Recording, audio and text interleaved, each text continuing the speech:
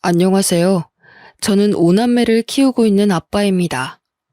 요즘 세상에 애가 다섯이라고 하면 다들 눈을 동그랗게 뜨고 놀라기 바쁘죠. 저 역시 제가 오남매를 키우는 아빠로 살 줄은 상상도 못했는데 사람 일이라는 게 한치 앞을 모르니 재미있는 거죠. 그간 많은 사연들을 접해봤었지만 아마 저처럼 허무맹랑하고 절망스러운 사연이 또 있을까 싶습니다. 아내는 제가 첫눈에 반했던 첫사랑이었어요. 보자마자 어찌나 웃는 모습이 아름답던지 아무 생각이 나지 않고 멍해졌습니다. 처음으로 누군가를 절실하게 원해봤고 그리워해봤던 순간이었죠. 저 사람이 아니면 정말 안 될 것 같다는 생각 때문에 저는 아내의 마음을 얻으려 많은 노력을 했었습니다. 그런 제 마음이 아내에게도 닿은 건지 간절한 제 마음을 받아줘 저희는 소중한 연인이 되었어요. 아내와의 연애는 그저 황홀했고 행복했습니다. 이상형의 첫사랑이던 아내와의 1분 1초는 말할 것도 없었죠. 그렇다고 또 저만 과하게 사랑한 건 또 아닙니다.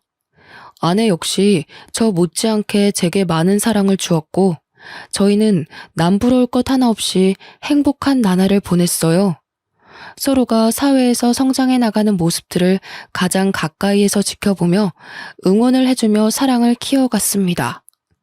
긴 시간을 함께하던 끝에 저희는 결혼을 했고 첫사랑과의 결혼이라는 타이틀에 많은 이들의 부러움을 사게 되었죠. 긴 연애 끝에 한 결혼이었음에도 결혼 후 달라진 건 없었습니다.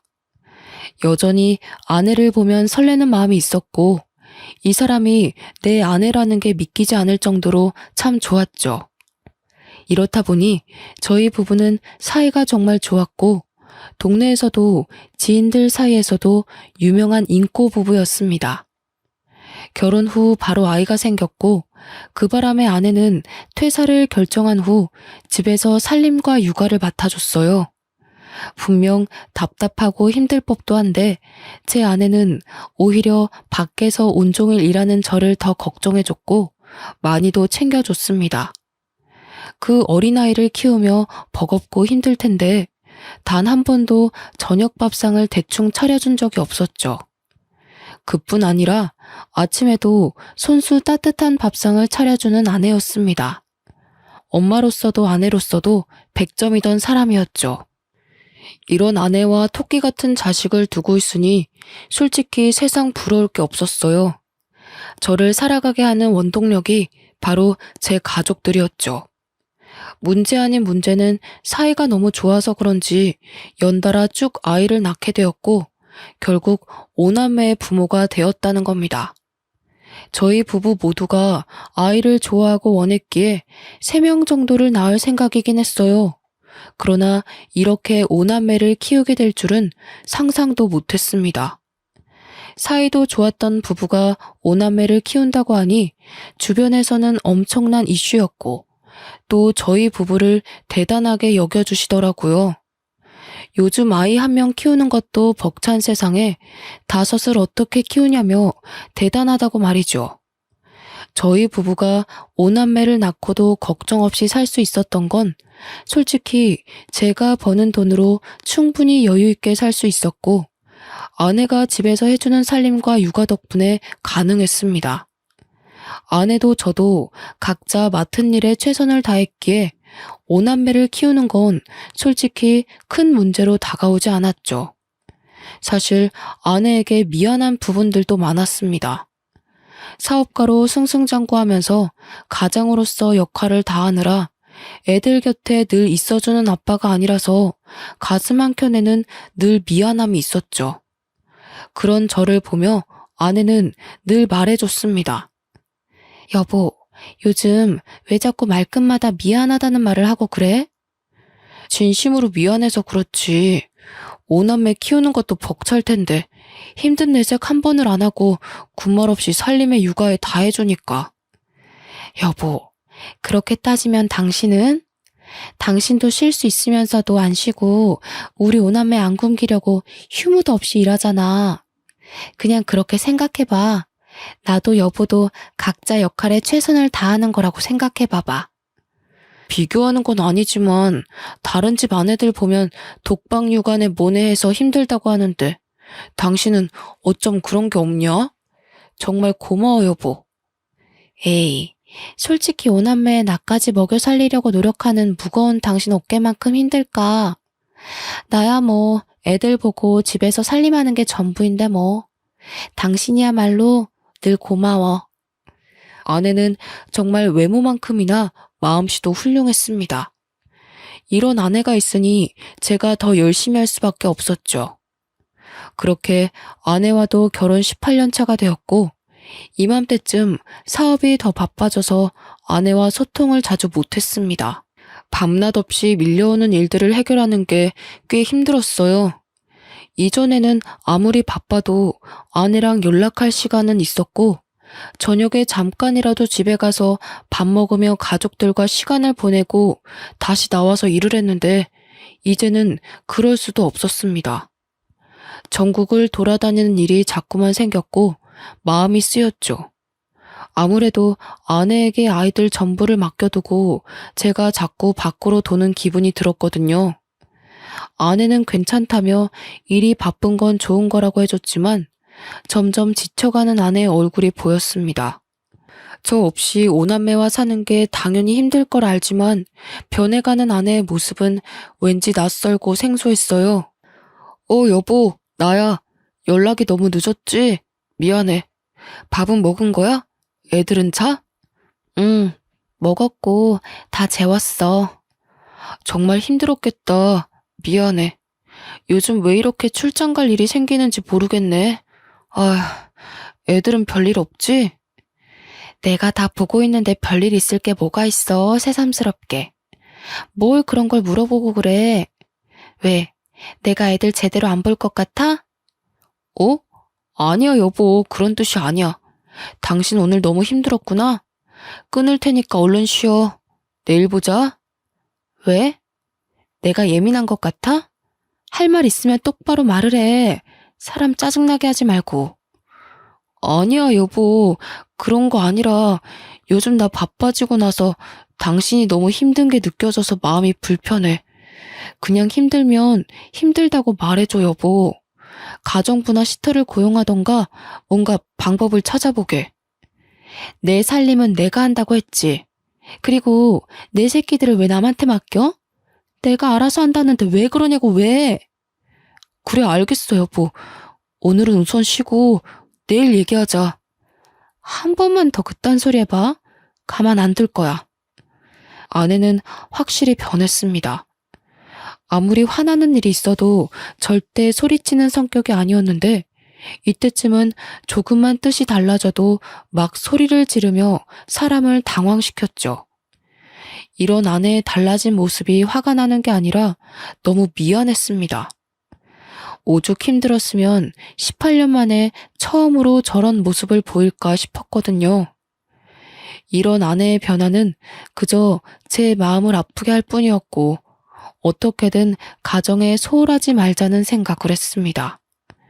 그래서 저는 그 바쁜 와중에도 무조건 지방에 갔다 와도 집으로 돌아왔고 집에서 보내는 시간을 많이 만들려고 노력했어요. 아무래도 제가 집에 있으면 오남매가 아내를 귀찮게 하지 않으니 쉴 수 있었죠.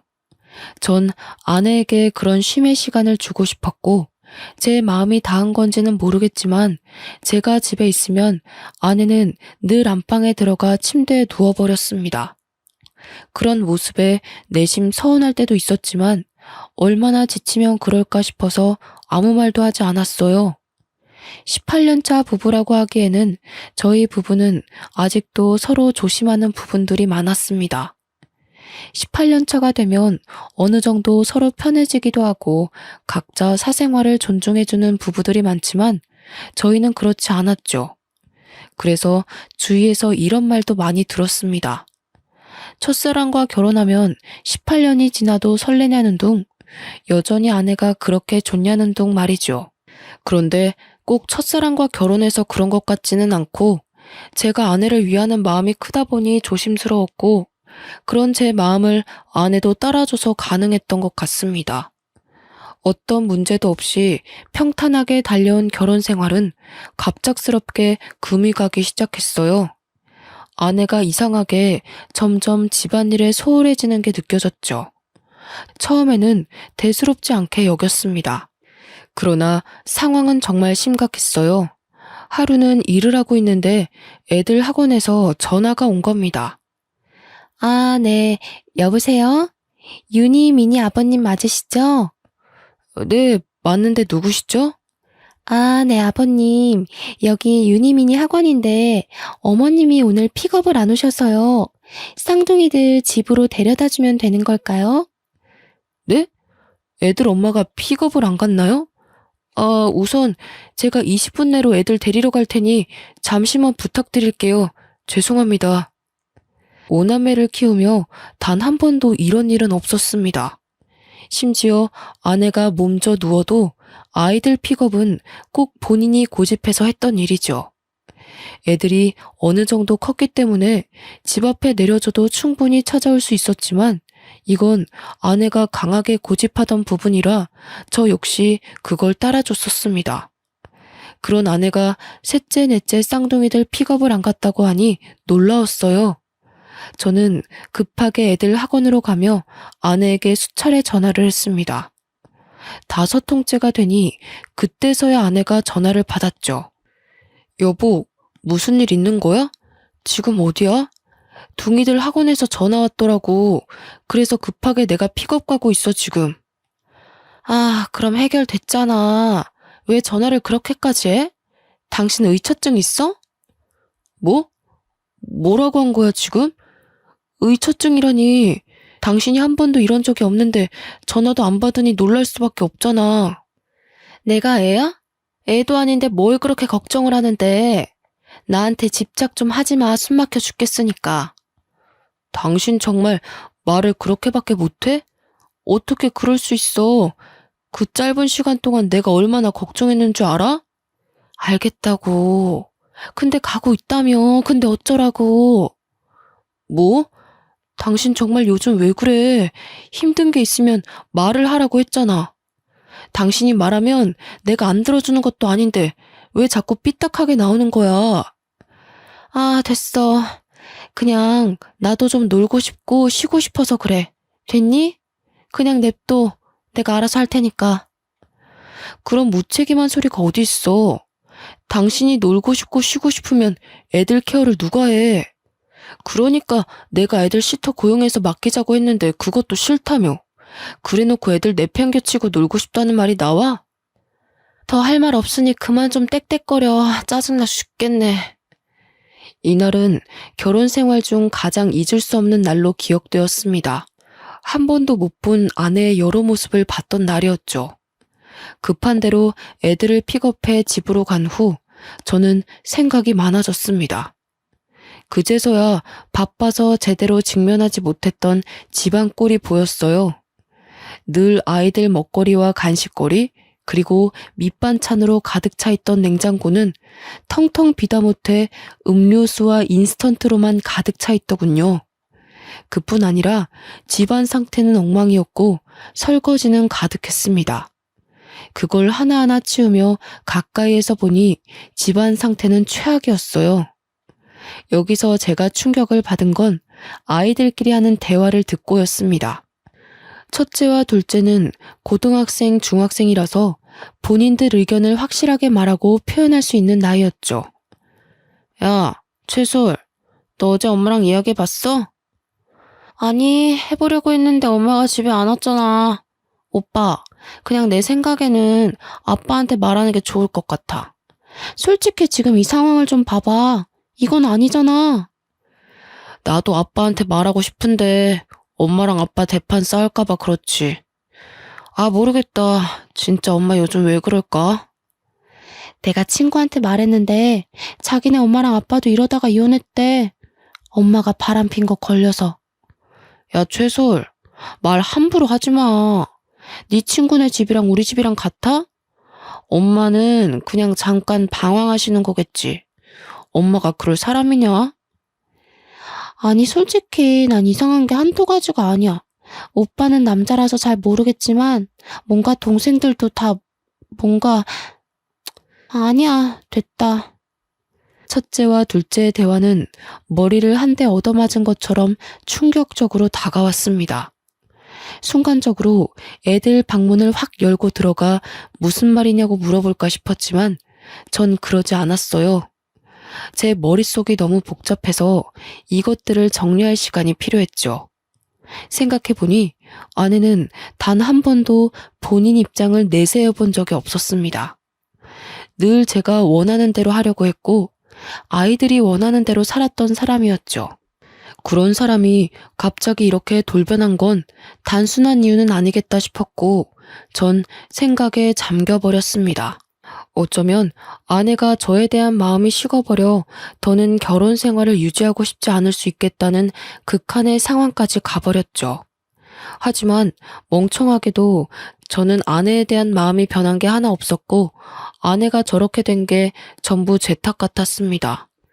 마음이 아프고 머릿속이 혼란스러웠어도 저는 오남매의 아빠이니 일을 해야 했습니다. 복잡한 심경은 잠시 뒤로 하고 다시 일에 집중하며 살았어요. 여전히 아내는 밖으로 돌았고 첫째와 둘째가 막내까지 돌보고 있다는 사실을 알게 되었습니다. 결국 아내의 의견을 듣지 않고 가사 도우미와 베이비시터를 고용해 아이들을 맡겼죠. 아내에게 대체 왜 그러냐고 따져 묻고 싶어도 너무 바빠서 그럴 시간도 없었고 아내랑 마주할 시간도 없었어요. 분명 아내도 베이비시터와 가사 도우미를 고용한 걸 알 텐데 제게 아무 말도 하지 않는 걸 보고 절망했습니다. 이제 정말 걷잡을 수 없을 정도로 아내와 멀어진 기분이 들었죠. 조금만 지나면 제가 숨 쉴 틈이 생기니 그때가 되면 아내에게 대체 왜 그러냐고 물어보려던 참이었어요. 그러던 어느 날 첫째에게 연락 한 통을 받았고 모든 게 무너지는 기분이었습니다. 다급하게 통곡을 하며 전화가 왔고 그 전화 내용은 셋째가 교통사고가 났다는 연락이었죠. 놀란 마음에 엄마는 어디 있는지 물어볼 새도 없이 전 곧장 병원 응급실로 향했습니다. 그렇게 도착해보니 첫째와 둘째가 울며 의식 없는 셋째 곁을 지키고 있었고 병원 관계자들은 저를 보며 보호자가 맞냐고 묻는데 정말 하늘이 무너지는 기분이었어요. 셋째가 사고가 났는데 보호자인 애엄마가 연락 두절이라 애들이 이러지도 저러지도 못했더라고요. 제게도 물론 전화를 했으나 전 회의 중이라 아예 받지도 못했습니다. 그 긴 시간 동안 애들끼리 얼마나 무섭고 불안했을지 또 셋째는 얼마나 아팠을지 생각하면 가슴이 찢어지는 기분이었죠. 정신이 없었지만 차근차근 해결해 나가려 정신을 딱 붙잡았습니다. 그런데 또 충격적인 얘기를 들어야 했어요. 보호자분, 환자분과 보호자분 수혈 적합 검사를 실시해 보았는데 수혈 자체가 불가능하세요. 지금 환자분 혈액 수치가 너무 떨어져서 B형의 혈액을 구해서 응급 수혈해야 되거든요. 여기 보호자가 수혈 동의서 작성해 주셔야 되세요. 네? 왜 수혈 검사가 안 되는 거죠? 아니, B형이요? 제가 윤이랑 혈액형이 같은데 무슨 말씀이세요? 윤이 A형 아닌가요? 네? 아니에요. 방금 검사실에서 연락받았는데 최윤님 B형이라고 확인받았습니다. 혹시 A형으로 알고 계셨어요? 일단 수치가 계속 떨어지니 서명 좀 바로 부탁드려요. 저는 정말 당황스러웠습니다. 우리 셋째가 B형이라니. 저랑 아내는 모두 A형인데 어떻게 B형이 나올 수 있겠습니까? 그제서야 셋째가 저와 닮은 구석이 없는 게 눈에 보이더라고요. 그러나 아내는 닮은 구석이 있기도 했고 오남매가 각자 다르게 생겼으니 그럴 수 있겠지 생각하며 살았습니다. 외적으로는 닮은 게 없었지만 살다 보니 뭔가 저랑 비슷한 구석들이 보였거든요. 아니, 더 정확하게는 애초에 친자가 아닐 거라는 의심을 해본 적이 없었죠. 셋째와 저의 유전자 검사를 진행하는 과정에서 혹시나 하는 마음에 오남매 전부 친자 검사를 실시했습니다. 사실 두려웠어요. 이미 셋째는 제 친자가 아닌 걸 알게 되었고, 셋째가 쌍둥이니까 넷째도 친자가 아니라는 소리였죠. 그런데 혹시라도 오남매 중 한 명도 내 핏줄이 없다면 이 상황을 어떻게 헤쳐나가야 할지 모르겠더라고요. 그리고 대체 아내가 왜 이런 짓을 한 건지 납득할 수 없었습니다. 떨리고 두려운 마음으로 오남매의 친자 검사를 모두 했고 믿고 싶지 않은 결과를 확인하고 손이 떨리기 시작했습니다. 어떻게 5아이 모두가 친자가 아니라는 결과가 나올 수 있을까요? 저는 아직도 믿기지 않습니다. 결과가 확실하냐고 몇 번이나 되물었죠. 참 믿기지 않았던 게 저희 부부는 사이도 좋았고 자연 임신을 수도 없이 시도를 했습니다. 그렇기에 오남매를 무리 없이 낳아서 키울 수 있던 건데 친자가 아니라뇨. 여태 자연 임신을 시도했던 건 대체 뭔가 싶었고 저는 혼란 속에 비뇨기과로 향했습니다. 말을 꺼내기도 어이가 없고 수치스러웠지만 정확히 알아야 했어요. 그러자 의사는 제게 놀라운 말을 해줬죠. 최준호 씨, 혹시 모르셨던 건가요? 네? 제가 뭐를 몰라요? 그냥 말씀해 주세요. 아니, 최준호 씨 무정자증이신데 오남매를 키우신다고요? 그럴 수가 없거든요. 네? 제가 무정자증이라고요? 그럼 자연 임신을 수차례 시도했어도 애초에 불가능이었다는 거죠? 그렇죠. 무정자증이셔서 애초에 아이를 갖는 건 무리신데. 아무래도 아이들 친자 검사를 해보는 게 좋으시겠네요. 말을 하면서도 제 마음이 무겁네요. 놀랍게도 저는 아이를 가질 수 없는 무정자증이었습니다. 애초에 자연 임신을 그렇게 시도했어도 불가능했던 거였죠. 의사의 말을 듣고 나니 모든 퍼즐들이 하나씩 맞춰지기 시작했습니다. 동시에 아내에 대한 증오스러운 마음이 점점 커지기 시작했고 왜 제게 이런 일까지 벌였는지 이유가 알고 싶었어요. 아내를 만나러 가기 전 생각을 정리할 시간이 필요했습니다. 그래서 부부 상담사로 일하고 있는 친한 지인을 찾아가서 그간 있던 일들을 모두 실토했죠. 나 무정자증이래. 그리고 우리 오남매 전부 내 친자가 아니라더라. 이번에 셋째 교통사고 나서 수혈을 해야 했거든. 그래서 내 피 주려고 병원에 말했더니 친아빠가 맞냐고 하더라. 혈액형이 다르다고. 참, 뭐야? 너 이거 사실이야? 친자 검사를 해본 거야? 5명 전부 해봤더니 오남매 전부 내 친자가 아니래. 나는 지금 이것도 충격이지만 대체 그 사람이 왜 나한테 그랬는지 너무 알고 싶어. 나는 몰랐어도 본인은 알았을 거 아니야. 그런데 어떻게 18년을 감쪽같이 속이고 살았을까? 이건 보통 일이 아닌데? 너 괜찮냐? 하도 어이가 없고 충격적이라서 눈물도 안 나온다. 그냥 집사람이랑 대면을 해야 하는데 그 입에서 무슨 말이 나올까 무서워. 나랑 결혼 생활을 하는 내내 외도를 했다는 거잖아. 맞지? 준호야, 내 말 잘 들어. 우선 너 정신 똑바로 차려야 해. 알겠지? 집사람 분명히 불륜이니까 증거 똑바로 잡아야 해. 열받고 감정이 격해지겠지만 결국 이성 찾고 증거를 찾는 게 준호 네가 이길 수 있는 방법이고 복수할 수 있는 방법이야. 어떻게 증거를 찾아야 할지도 모르겠어.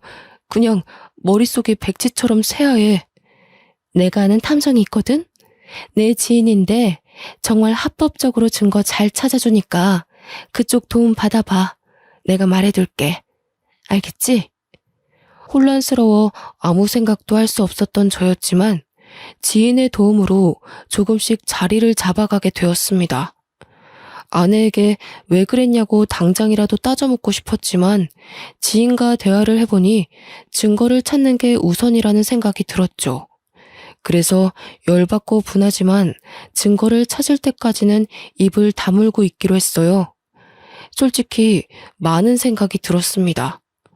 오남매 모두 아빠가 다른 건지 아니면 다 같은 아빠인 건지 이것조차 알 수 없는 상황이니 미치고 팔짝 뛸 노릇이었죠. 그렇게 하루하루를 애타며 그 결과를 기다렸고 드디어 아내의 화려한 비밀을 알게 되었습니다. 아마 제 사연을 읽는 분들도 많이 놀라실 텐데 차분히 말해볼게요. 아내에게 상간남은 총 4명이었습니다.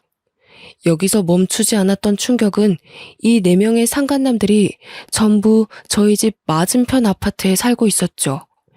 결국 애 5을 키우는 애엄마가 한 동네에서 5살림을 하고 있었다는 말인데 전 정말 쓰러질 뻔했습니다. 얼마나 간이 크면 어떻게 이런 짓까지 할 수 있었을까요? 더군다나 애들과 같이 사는 이 동네에서 그러고 싶었을까요? 증거를 찾아다 주신 탐정이 제게 이런 말을 했습니다. 제가 탐정일 10여 년 동안 하면서 이렇게 미친 여자는 처음 봅니다. 애엄마가 집 앞에서 5살림을 차린 건 진짜 처음 봐서 제가 며칠 내내 주의 깊게 본 거였거든요. 제가 착각했을까 봐요. 정말 5살림 맞나요? 증거를 받긴 했는데 아니 상식적으로 믿기지가 않아서요. 별꼴 다 보는 저도 황당한데 얼마나 놀라셨겠어요.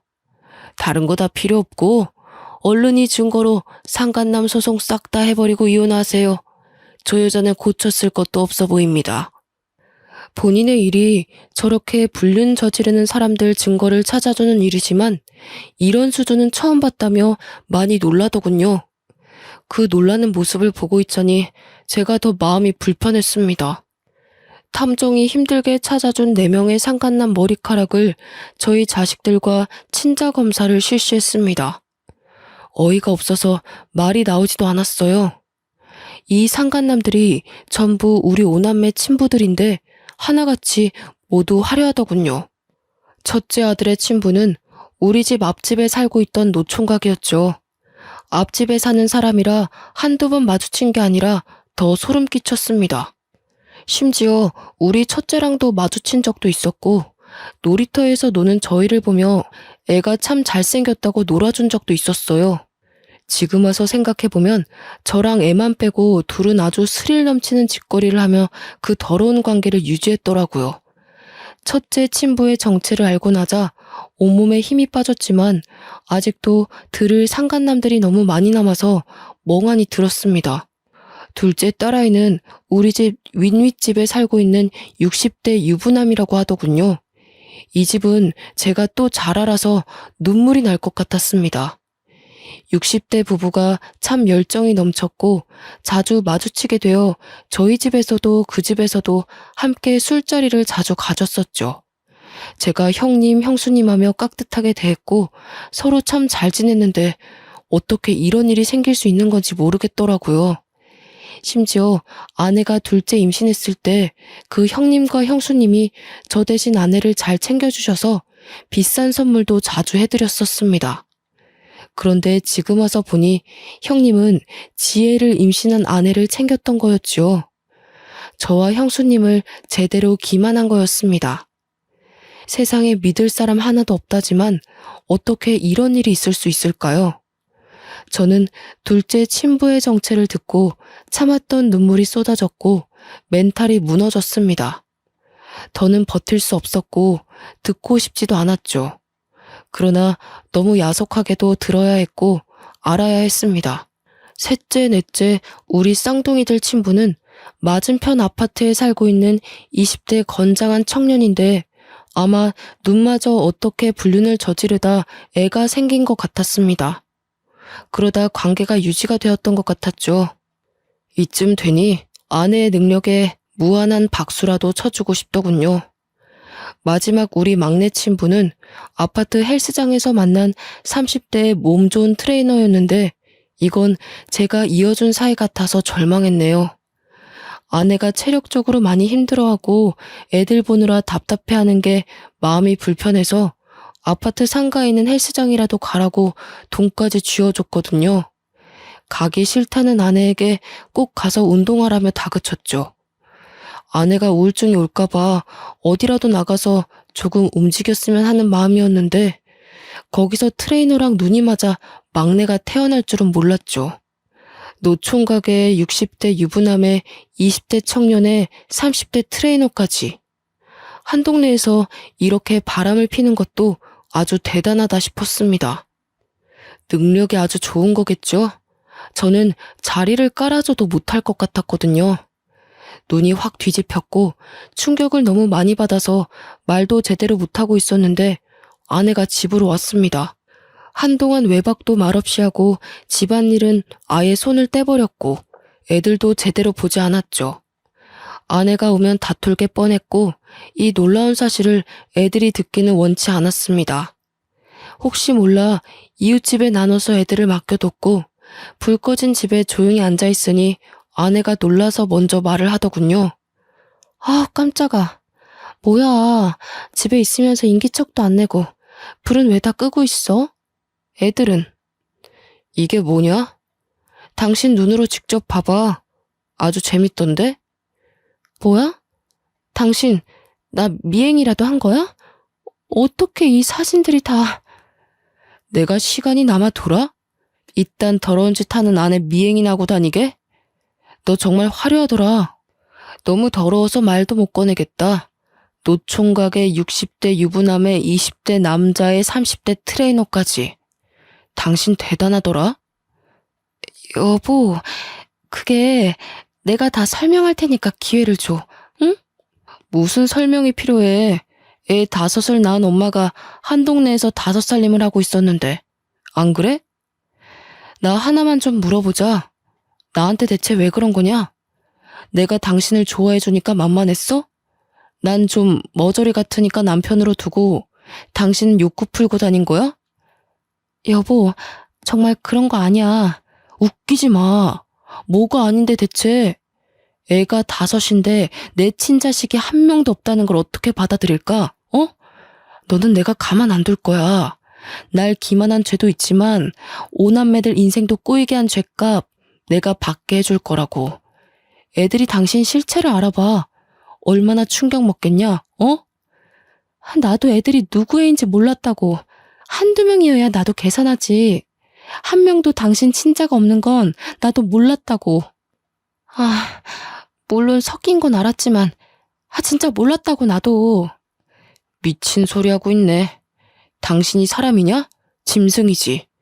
입이라도 다물고 있어. 추하다 당신. 아내와 대화를 했지만 역시 말 같지도 않은 소리를 하며 저를 더 열받게 했습니다. 애들 아빠가 섞인 건 알았지만 누가 누구 아이인 줄 몰랐다는 말을 듣고 충격을 받을 수밖에 없었죠. 거기다가 친자가 하나도 없을 줄 몰랐다는 말에 전 기함을 토했습니다. 더는 아내를 상대하고 싶지도 않았고 저는 정신을 바짝 차리고 아내에게 복수를 했어요. 저렇게 개념 없는 아내에게도 약점이란 게 있었습니다. 바로 교수인 장인과 교감인 장모였죠. 워낙에 엄격하신 분들이라 이 사실을 알면 제가 뭘 하지 않아도 난리가 날 걸 알고 있었고 그걸 노렸어요. 장인 장모님께 드릴 말씀이 있어서요. 거두절미하고 이 사진들 좀 보세요. 자네 지금 이게 뭐 하는 겐가? 갑자기 찾아와서 무슨 이런 흉측한 사진들을. 이거 지금 우리 아영이가 맞나? 어? 바른 대로 말해보게. 네, 맞습니다. 저희 동네에서 5살림을 하고 있었더라고요. 우리 첫째 아빠는 앞집 총각이고 둘째 아빠는 윗윗집 60대 유부남입니다. 그리고 둥이들 아빠는 맞은편 아파트 20대 남자고 막내는 아파트 헬스장 30대 트레이너예요.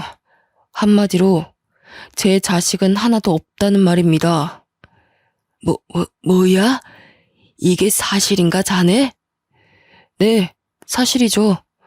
곧 그 사람도 올 겁니다. 제가 미리 선수 쳐서 온 거예요. 제가 이걸 보여주니 미안하다고 비는 것도 아니라 뭐라는 줄 아세요?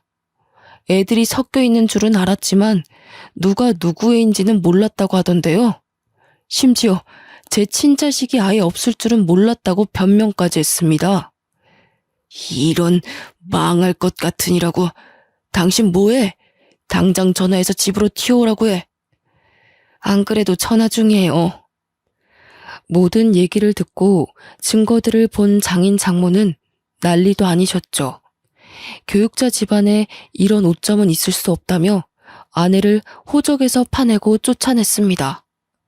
아내가 와서 빌고 또 빌었지만 어느 정도 수준이 돼야 용서도 해주는 것이라며 이 정도 수준은 용서조차 구하는 것이 잘못이라고 하셨죠. 역시 제가 본 장인 장모님답게 팔이 안으로 굽지 않고 현명하게 대처를 해주셨어요. 장인 장모의 돈이 없으면 갯불도 없는 아내이기에 아내는 빌고 또 빌어야 했습니다. 그럼에도 불구하고 장인 장모는 아예 아내를 쳐내버렸고 저 역시 법적 대응을 시작했죠. 이 시간이 제게 너무 힘든 시간이었는데 장인 장모가 수없이 찾아와 사죄했습니다. 아내를 잘못 키웠다며 너무 미안하다고, 사위 인생 박살내서 면목이 없다며 참 마음이 아플 정도로 우셨습니다. 아내가 정신을 못 차리니 두 분이 부모인 죄로 대신해서 사죄를 하고 싶다고 하셨죠. 사실 두 분 잘못이 뭐가 있겠습니까? 저 역시 두 분께는 악감정은 없었기에 그만하셔도 괜찮다고 늘 말을 했습니다. 아내와 법적으로 다투던 것들이 이혼뿐 아니라 많고 다양한 상간남 소송을 전부 하고 있었고 양육권 문제도 있었죠. 사실 제 친자는 하나도 없는 우리 오남매는 아내가 키우는 게 맞긴 합니다. 그러나 저런 능력도 없는 아내에게 오남매를 보내고 싶지 않았어요. 애들 미래가 어떻게 될지 뻔히 보였습니다. 거기다 아무렴 키운 정이 있고 내 새끼들로 여태 키웠는데 친자가 아니라고 해도 도저히 오남매를 버릴 수는 없었습니다. 그래서 제가 오남매를 키우기로 했고 법정에서도 경제적 능력이 있는 제 손을 들어줬습니다. 여기서 오남매의 의견도 물어봤는데 어느 정도 사실을 알게 된 오남매 모두가 저와 함께 살고 싶다고 의견을 냈죠. 긴 싸움 끝에 아내에겐 위자료를 받고 이혼을 끝냈고 상간남 소송도 전부 승소해 위자료를 아주 두둑하게 챙겼습니다. 우픈 얘기지만 상간남이 많으니 위자료만 해도 억소리가 나더군요. 거기다 아내는 제게 오남매 양육비를 매달 줘야 했기에 막막할 겁니다. 경력 단절에 능력 부족인 아내가 무슨 일을 할 수 있을까요? 큰 사건을 겪었고 슬픈 진실을 알게 되었던 저와 오남매는 오히려 이전보다 더 돈독해졌습니다. 누구 자식들인지 충격이 컸을 텐데 더 씩씩하게 지내줘서 참 고마운 거 있죠? 아내와 살았던 기억을 전부 잊어내고 싶었고 5살림이나 차린 그 동네에서 오남매와 살기 싫었기에 저희는 기회 삼아 더 좋은 집으로 이사를 했어요. 이사 후 이모님들 도움을 받아서 살림과 아이들 양육을 하고 있지만 또 큰애들이 동생들을 잘 돌봐주기도 해서 저는 걱정 없이 돈을 벌고 있습니다. 그리고 끝까지 사죄하시던 장인 장모님이 아내는 버렸지만 오남매와 저를 놓지는 못하셨어요. 제가 일이 바쁜 것도 알고 오남매를 엄마 없이 키우려면 얼마나 신경을 많이 써야 하는지 아셨기에 따뜻한 손길을 내밀어 주셨습니다. 간혹 이모님들이 사정이 있거나 하면 두 분이 오셔서 오남매를 봐주시기도 하고 오남매 각자에게 통장도 지어주시고 노력을 많이 하고 계세요. 처음에는 아예 연을 끊어버리고 싶었으나 두 분에게는 애틋한 손주들이라 그럴 권리는 없다고 판단해서 아내와 절대 접촉하지 않는 조건으로 허락을 했습니다. 이렇게 오남매와 새로운 터에 자리를 잡고 다시 여유가 생기니 문득 전처가 어떻게 지내는지 궁금하더군요. 그런데 아내의 소식을 윗윗집에 살던 형수님께 들었습니다. 제가 상간남 소송을 하면서 유부남이었던 둘째 친분에도 풍비박산이 났거든요. 형수님과 함께 서로 울면서 참 고통을 겪어냈었는데 1년이 지나고 전화 한 통이 왔었죠. 잘 지내고 있지? 애들도 괜찮고? 너도 괜찮은 거지? 네, 저희는 이제 안정을 되찾았어요. 그나저나 형수님은 괜찮으세요? 나는 거기 싹 정리하고 이혼하고 위자료 두둑하게 챙겨서 공기 좋은 곳에서 조용히 살고 있어. 다음에 애들 데리고 놀러와. 쉬고 싶을 때. 잘하셨어요. 너무 충격받으셨을 텐데 형수님도 마음 놓고 편하게 사세요. 다음에 꼭 놀러 갈 테니까 그때까지 건강하셔야 해요. 참, 애들 엄마 소식 들었거든. 여기 살림 차린 상간남들 전부 버렸다고 하더라. 상간남 소송하면서 직장에 소문나서 잘린 사람도 있었고 우리처럼 이혼한 집도 있고 뭐 그래서 그런지 하나같이 다 버렸다고 하더라고. 아, 그래요? 그거 참 잘 됐네요.